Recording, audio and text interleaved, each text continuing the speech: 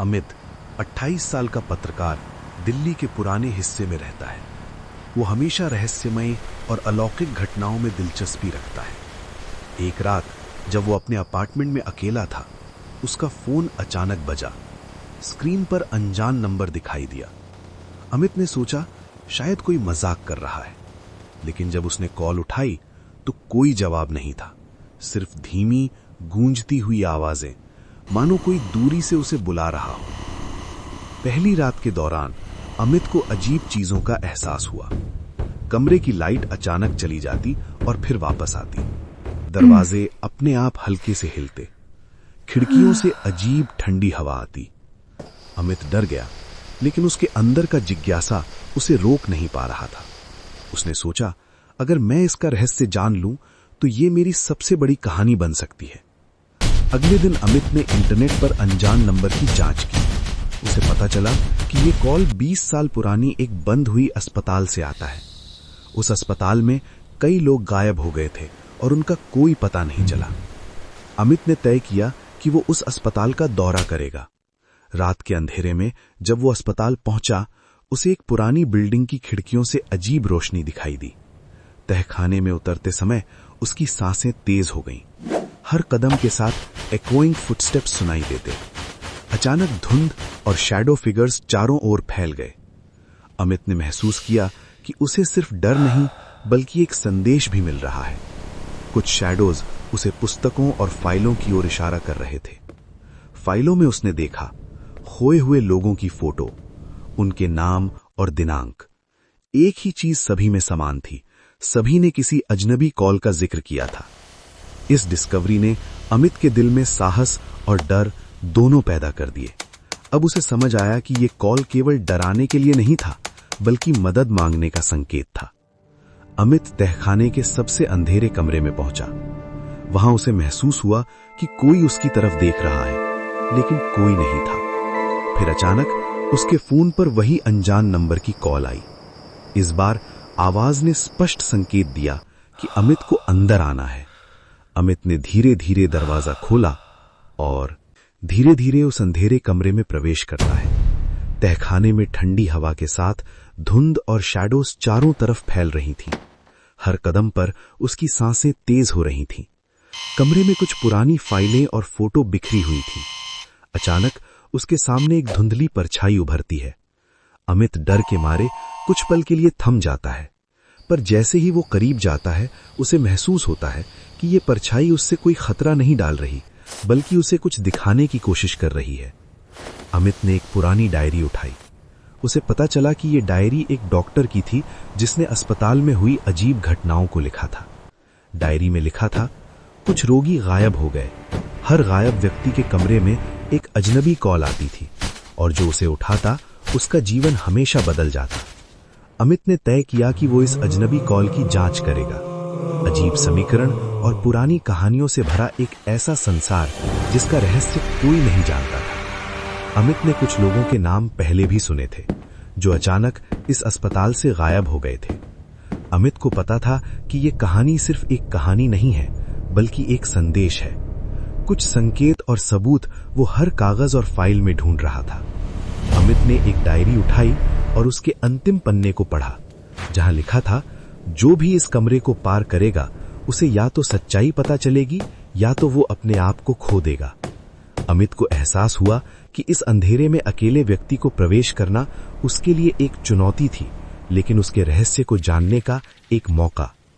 अमित हर परछाई को ध्यान से देखता है और उसे समझ आता है कि ये परछाइयां उससे बात करने की कोशिश कर रही हैं। अमित को लगता है कि ये सिर्फ धुंध नहीं है, बल्कि उन आत्माओं के बारे में संकेत हैं जो गायब हो गई थीं। अमित तहखाने में आगे बढ़ता है। तभी उसके सामने अचानक एक गायब व्यक्ति की परछाई प्रकट होती है। परछाई उसे बचपन की यादें और खोए हुए परिवार के सदस्य दिखाती है। अमित को समझ आता है कि ये आत्मा डराने नहीं आई, बल्कि मदद मांग रही है। अमित ने महसूस किया कि ये अनुभव सिर्फ डरावना नहीं है, बल्कि एक संदेश है, साहस दिखाओ और मैं तुम्हें सच दिखाऊंगा। अमित धीरे धीरे तहखाने में और गहरा उतरता है। चारों तरफ धुंध और शैडोज। अचानक से बंद होने वाले दरवाजे, गूंजती हुई ध्वनियां, जैसे कोई उसके पीछे चल रहा हो। वो फाइलों और फोटो के माध्यम से उन लोगों की पहचान करता है जो गायब हुए थे। हर फोटो के पीछे एक छोटा नोट था, अगर तुम मुझे सही तरीके से देख सको तो मैं मुक्त हो जाऊंगा। अमित को अब समझ आता है कि ये सब असली आत्माएं हैं जिन्हें केवल सही दिशा दिखाकर मुक्ति दी जा सकती है। अमित को अब डर के साथ साथ साहस दिखाना पड़ता है। वो तहखाने के सबसे अंधेरे कमरे में जाता है जहां सभी गायब लोग फंसे हैं। धुंध बहुत गहरी, शैडोज अचानक उभरती और गायब होती, अजनबी आवाजें धीरे धीरे स्पष्ट होती जाती हैं। अमित ने देखा कि कुछ शैडोज उसके हाथ पकड़ रही हैं, लेकिन डरने के बजाय उसने हाथ बढ़ाया। वो समझ गया कि इन आत्माओं को केवल सकारात्मक ऊर्जा और मदद चाहिए। अमित ने धीरे धीरे उन फाइलों और नोट्स के अनुसार हर आत्मा की आखिरी इच्छा पूरी करना शुरू किया। किसी को उसके खोए हुए सामान वापस किए, किसी को परिवार के रिश्तों की याद दिलाई, किसी को उनके नाम और पहचान की पुष्टि दी। धीरे धीरे पहली आत्मा सकारात्मक रोशनी में बदल गई और हवा में गायब हो गई। अमित को एहसास हुआ कि डर केवल अज्ञानता है और साहस दिखाने से अंधेरा भी रोशनी में बदल सकता है। जैसे ही अमित एक और परछाई की मदद करता है, उसे लगता है कि कहीं और भी शक्तिशाली आत्माएं उसके आसपास हैं। अस्पताल का सबसे खतरनाक हिस्सा अभी बाकी है। अमित को अब अपनी बुद्धि और साहस दोनों से इन आत्माओं को मुक्त करना होगा। अमित तहखाने के सबसे अंधेरे कमरे में कदम रखा। हर तरफ घने शैडोज और धुंध फैली हुई थी। फुसफुटाती आवाजें, अचानक बंद होने वाले दरवाजे और अजनबी ध्वनियां, सब कुछ उसकी हिम्मत आजमाने के लिए मौजूद थे। अमित उस कमरे के भीतर गया जहां पहले कभी नहीं गया था। कमरे की दीवारों पर पुरानी तस्वीरें लगी थी, कुछ गायब हुए लोग, कुछ डॉक्टर और कुछ ऐसे लोग जिनके नाम अमित ने कभी नहीं सुने थे। कमरे के बीचों बीच एक पुराना मसीहा जैसा फर्नीचर रखा था और उस पर एक खुली डायरी और कुछ नोट्स रखे थे। डायरी का पहला पन्ना पढ़ते ही अमित का दिल धड़क उठा। डायरी में लिखा था, अस्पताल में जो भी आत्मा फंसी है वो केवल उन्हीं को पहचान पाएगी जो डर के बावजूद आगे बढ़ेंगे। यदि कोई पूरी हिम्मत से आगे बढ़ेगा तो वो सबको मुक्त कर सकेगा। अमित ने समझा कि यही अंतिम परीक्षा है, सिर्फ डर नहीं बल्कि साहस और समझदारी का परीक्षण। जैसे ही अमित आगे बढ़ा, तहखाने की शैडोज जिंदा हो गई, दीवारें हिलने लगी, अजीब रोशनी और धुंध अचानक बढ़ गई। कुछ शैडोज ने अमित को पकड़ने की कोशिश की, लेकिन डरने के बजाय उसने एकाग्र होकर सोचने लगा कि इसे कैसे नियंत्रित किया जाए। उसे याद आया कि पहले उसने आत्माओं की मदद की, उन्हें शांति दी थी। अब उसे समझ आया कि डर के बजाय मदद करने का रास्ता ही उसे अंतिम रहस्य तक ले जाएगा। अमित ने देखा कि तहखाने के केंद्र में एक पुराना जर्नल और नोट्स रखे हैं। नोट्स में लिखा था, जो भी अंतिम आत्मा को मुक्त करेगा उसे सभी गायब लोगों का रहस्य पता चलेगा और अस्पताल की आत्माएं शांति पाएंगी।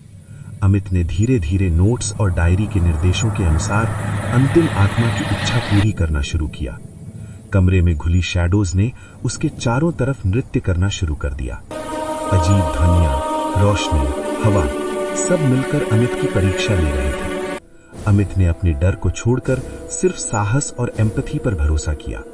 उसने अंतिम आत्मा को उसकी खोई हुई पहचान, परिवार और पहचान का एहसास दिलाया।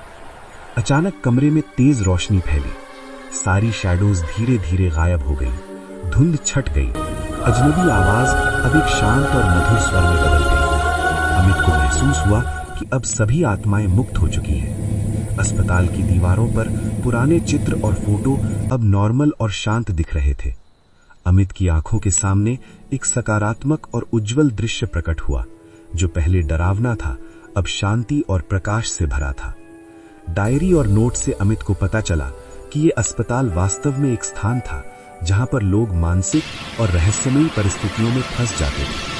अजनबी कॉल्स उन लोगों की आत्माओं के माध्यम से आती थी जो मदद मांग रही थी। जो भी व्यक्ति डर के बावजूद साहस दिखाता, वही इन आत्माओं को शांति दिला सकता था। अमित अस्पताल से बाहर निकलता है। रात अब शांत और शांतिपूर्ण थी। शहर की रोशनी चमक रही थी। अमित ने अपने अनुभव को नोट्स और डायरी में लिखा ताकि लोग जान सकें कि डर केवल सीखने और साहस दिखाने का अवसर है। अमित के दिल में अब एक नई समझ और शक्ति आई। हर अंधेरा बुरा नहीं होता, बस उसे समझने और साहस दिखाने की जरूरत होती है। तो दोस्तों, ये थी आज की कहानी, अजनबी की आवाज। अमित ने उस अंधेरे तहखाने में अपने डर का सामना किया, उन फंसी आत्माओं की मदद की और हमें सिखाया कि सिर्फ डर के आगे भागने से कुछ हल नहीं होता। साहस और समझदारी से ही अंधेरा उजाले में बदल सकता है। इस कहानी से हमें ये सीख मिलती है कि हर रहस्य और हर अंधेरा हमेशा बुरा नहीं होता। कभी कभी वही अंधेरा हमें सच्चाई, साहस और उम्मीद की राह दिखाता है। अगर आपको ये डरावनी लेकिन दिल को छू जाने वाली कहानी पसंद आई हो तो लाइक करें, शेयर करें और हमारे channel wings of hope YT को सब्सक्राइब जरूर करें।